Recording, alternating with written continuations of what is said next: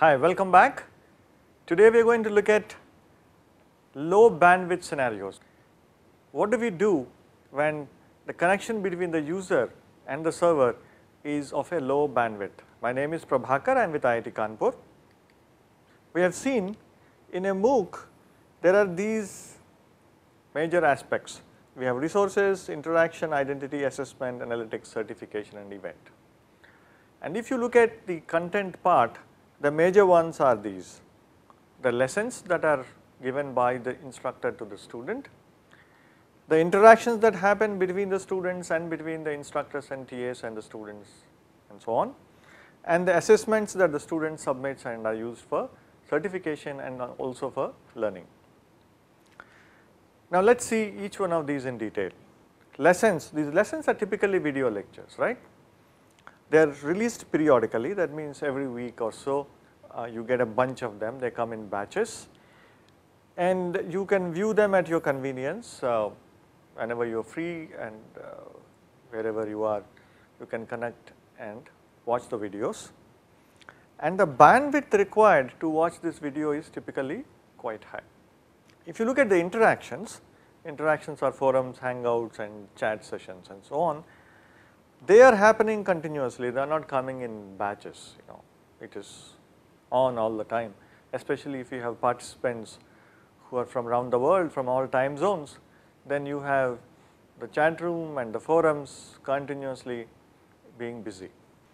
Now they happen in real time or near real time, chat session happens only when you are there, and even forums a question is asked and we expect an answer to come soon enough, and then sometimes the question may become stale and you may no longer be interested in the question if it does not get answered in good time.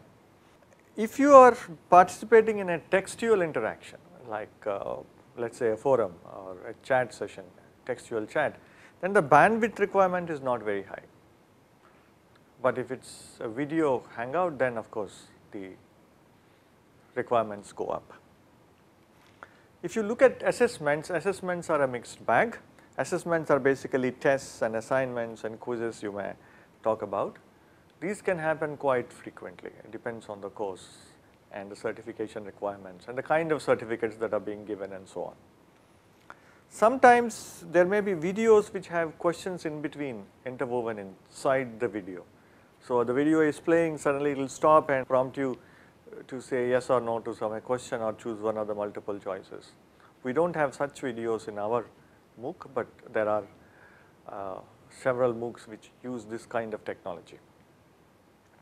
So these are the assessments that are possible, and normally the time window to do an assessment is good enough, is reasonable. They will give you a, let us say, an exam and say okay, you have to take it in the next 2 days.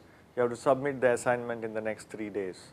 Except for the inline questions inside the video, the time window is reasonable and the bandwidth requirement is not very high.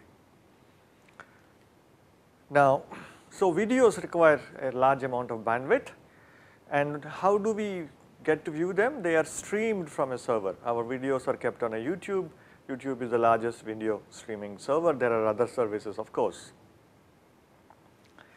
And what YouTube does is actually it will chop up the video into small segments and send them part at a time. And you can actually look at one YouTube video given here which explains how this happens. And they come in resolutions of varying kind. 240p is the lowest resolution, 1080p is high definition, P stands for progressive. The problem is when I connect to the internet using, let us say, my cellular network or whatever, then the bandwidth I get may not be enough to support the video streaming. I tried to put together two tables in this slide. You can see on the left hand side, on this side I have the kind of networks that are there and the bandwidths that they support. If you look at a 2G GSM network, its bandwidth is of the order of 10 kilobits per second and you can only do voice calls on it.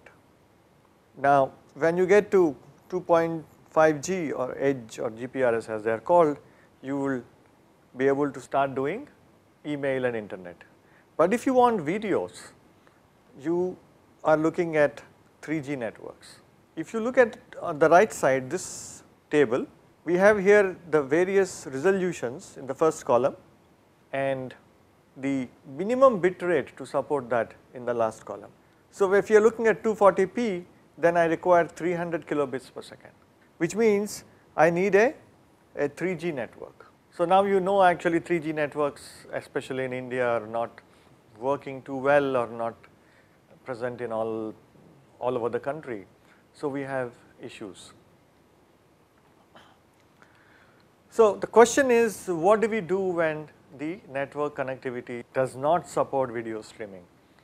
Can we use MooCs as a solution for our educational needs in such times?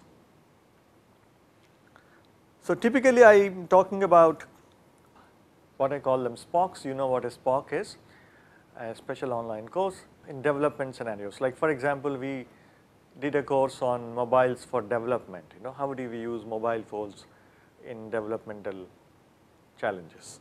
So a course like that, if it has to reach a large number of stakeholders, then they need to see the videos, but to see the video you need a 3G network, and the 3G network is not present.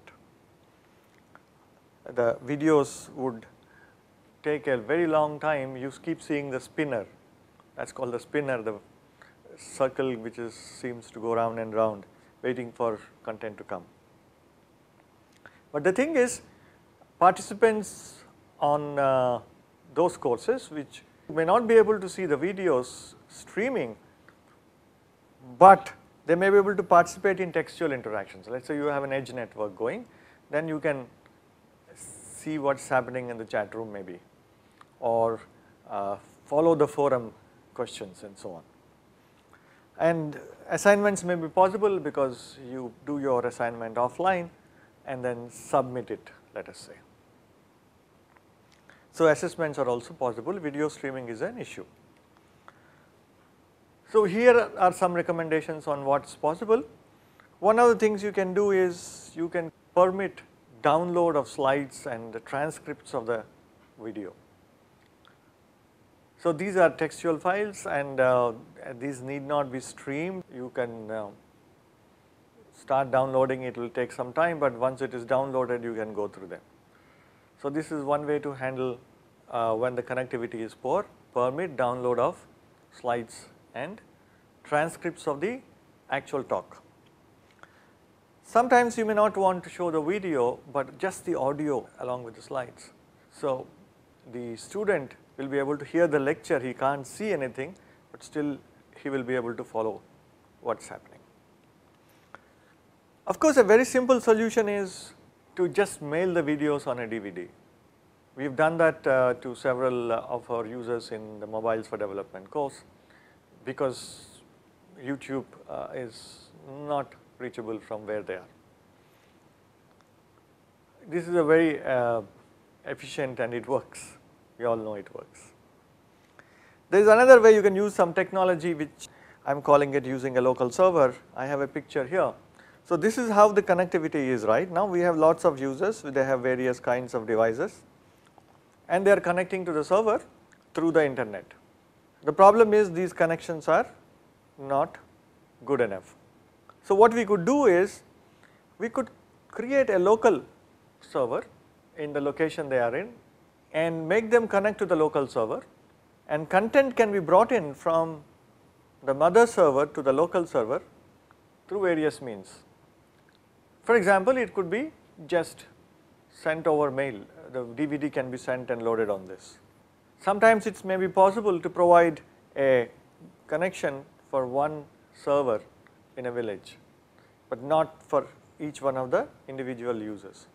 So through some means you can load the content on your local server, and then these end users, the final students, will connect to the local server using, let us say, Wi-Fi. So this is what we are calling Madhyam. Madhyam means intermediary. Conceptually, this is how it will look. This is a use case of a Madhyam. Let us say I have my content repository somewhere in New Delhi, let us say, and there is a school in some village in a remote area of Uttar Pradesh, and I want to push some lessons from my server to the school. What I can do is I can put a local server in the school and allow the students of the school to connect to the local server using Wi-Fi, and the server itself is loaded through a DVD mail to the school or through a broadband connection that is available for the school, or it can be loaded in a cyber cafe or a common service center as we call it, and so on. Essentially these are all intermediaries. They come in between my end user and the content repository. You can read more about it in a master's thesis by a student of ours. This is how we manage low bandwidth scenarios. Thank you.